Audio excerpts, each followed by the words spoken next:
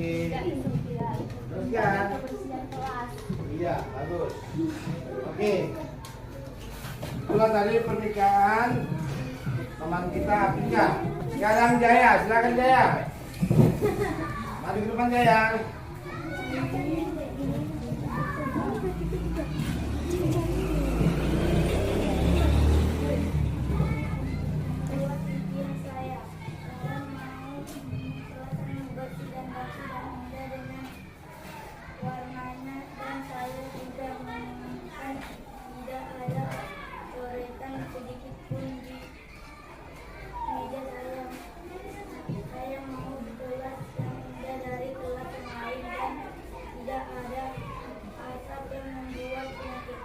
Bagus.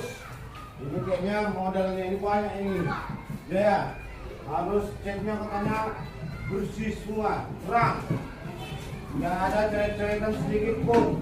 Boleh, nggak apa-apa. Sekarang coba satu lagi, Sultan, maju Sultan. Saya dulu.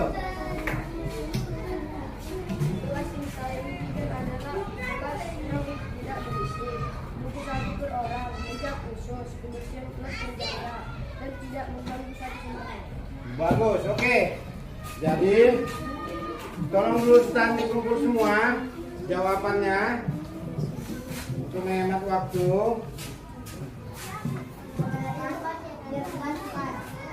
Coba sini kau Linja, bacakan situ dulu Linja.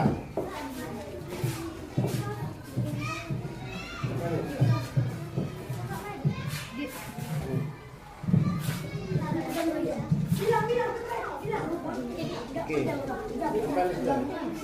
Ya, contohnya. Yang lain ya. Ya.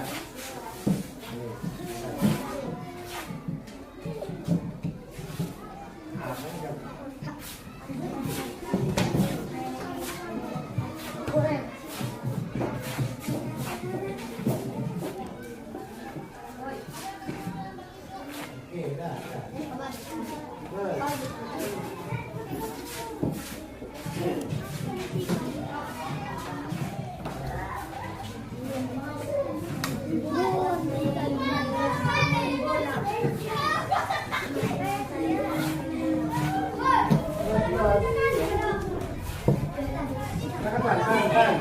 Dibantukan. Itu Pak dia Pak.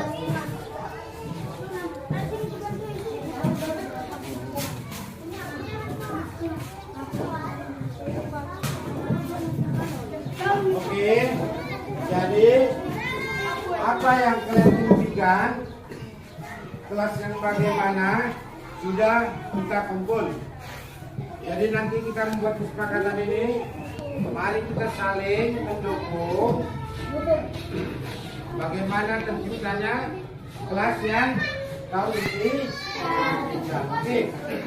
Tapi ada juga peraturan yang harus kau lakukan. Kamu juga harus sepakat menaati peraturan. Oke? Setuju? Oke. Mudah-mudahan nanti mencapai apa yang kita impikan.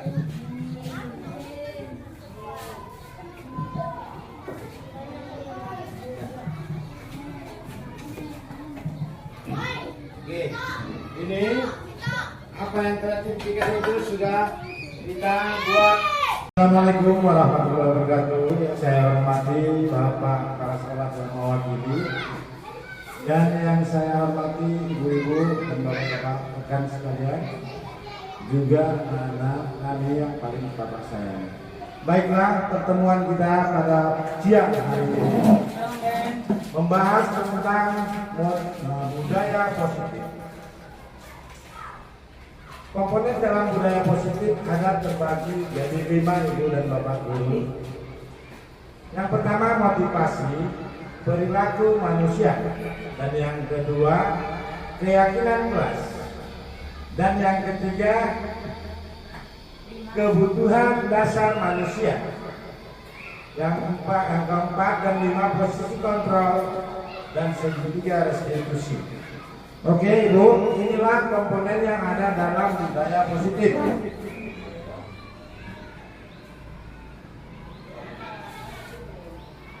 Selanjutnya Ibu, motivasi perilaku manusia.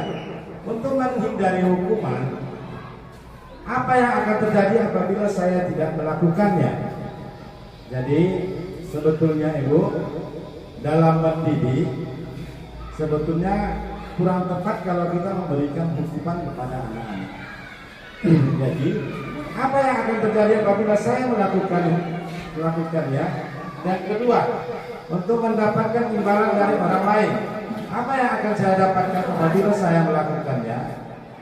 Dan yang ketiga, untuk menghargai diri sendiri, saya akan menjadi orang yang seperti apa apabila saya melakukannya. Inilah menjadi motivasi perilaku manusia. Selanjutnya Ibu dan Bapak sekalian,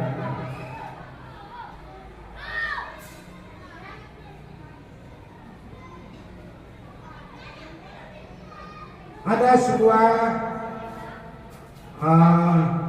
program keyakinan kelas. Jadi yang kita bentuk sekarang yaitu berupa program kelas. Mengapa keyakinan kelas? Mengapa bukan peraturan kelas? Ada perbedaan keyakinan kelas dan peraturan kelas. Keyakinan kelas lebih menonjol pada kesepakatan. Jadi anak dapat ikut andil dalam menentukan aturan-aturan yang berlaku di sekolah kita. Itulah kalau dia keyakinan kelas. Jadi kalau dia peraturan kelas,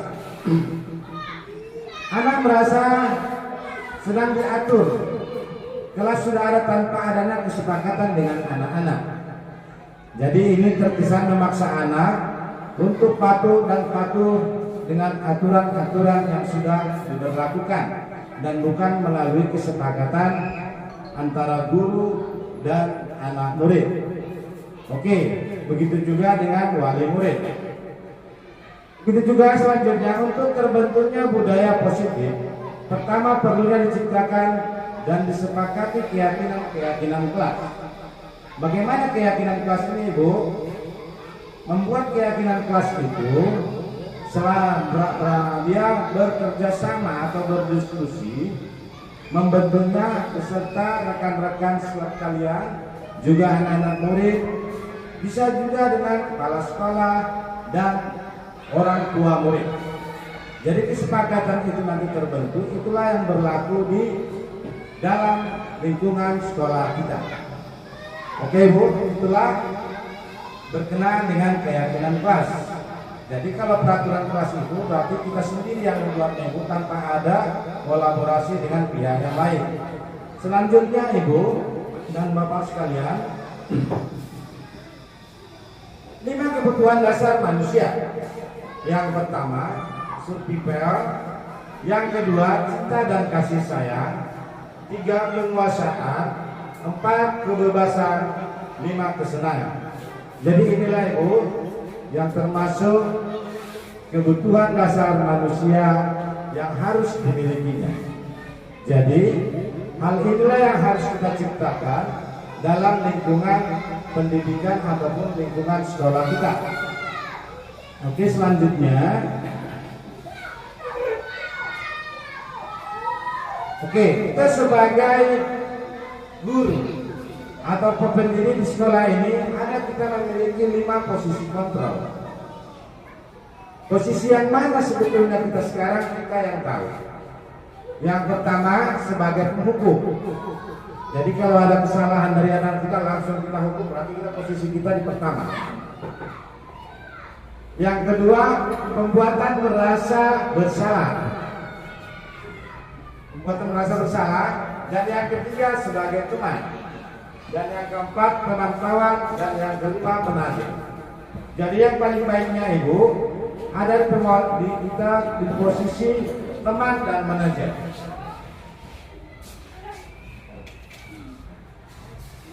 Oke, jadi posisi yang paling tepat kita yaitu berada di posisi kelima Ibu sebagai manajer kita,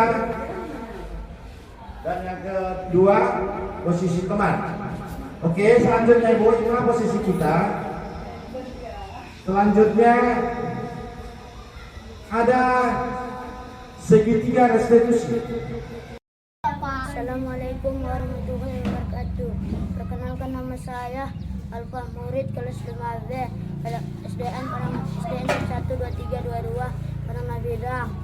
Saya merasa senang karena Pak Munteh tidak menghukum dan memarahi saya karena tidak membawa buku, tetapi hanya menasihati dan mengajak memperbaiki kesalahan saya. Terima kasih Pak Munteh. Assalamualaikum warahmatullahi wabarakatuh.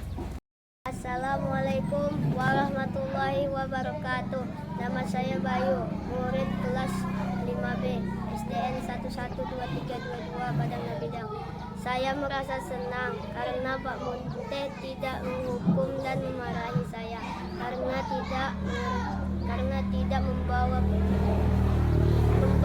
buku, tetapi hanya